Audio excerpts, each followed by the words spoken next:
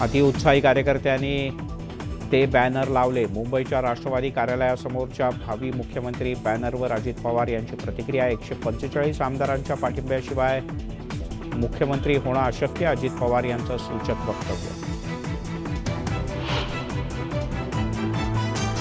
भ्रष्टाचाराचे आरोप करणारे सध्या जेलमध्ये, समीर वानखेडे यांचा नवाब मलिक यांना टोला।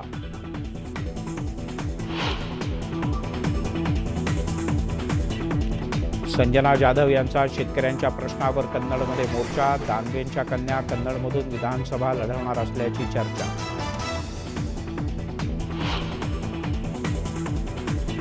विधिमंडळ कार्यालयाच्या पाठोपाठ संसदेतील शिवसेनेचं कार्यालय सुद्धा शिवसेनेकडे। उपसचिव सुनंदा चॅटर्जी यांचं राहुल शेवाळे यांना पत्र।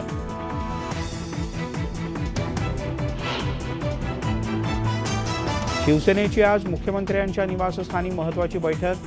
संजय राऊत यांची खासदारकी अपात्र ठरवण्याबद्दल होणार खलबत।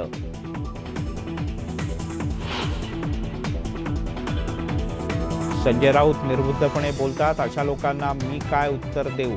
उपमुख्यमंत्री देवेंद्र फडणवीस यांची राऊत यांच्यावर घणाघाती टीका।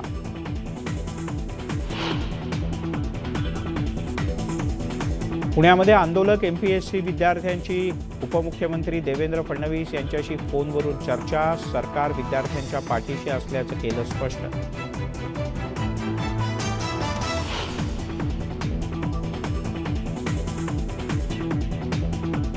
पवई तलावाच्या काठावर बांधलेला बेकायदेशीर सायकल ट्रॅक हटवला जाणार। आदित्य ठाकरे यांनी करदात्यांचे पैसे परत करावेत। ट्विटरवरून नितेश राणे यांचा आदित्य ठाकरे यांच्यावर निशाणा।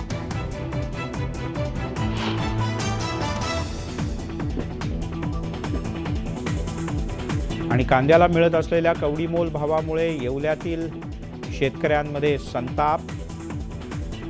मुख्यमंत्र्यांना पत्र, होळीच्या दिवशी कांद्याची होळी करणार असल्याची छापली निमंत्रण पत्रिका।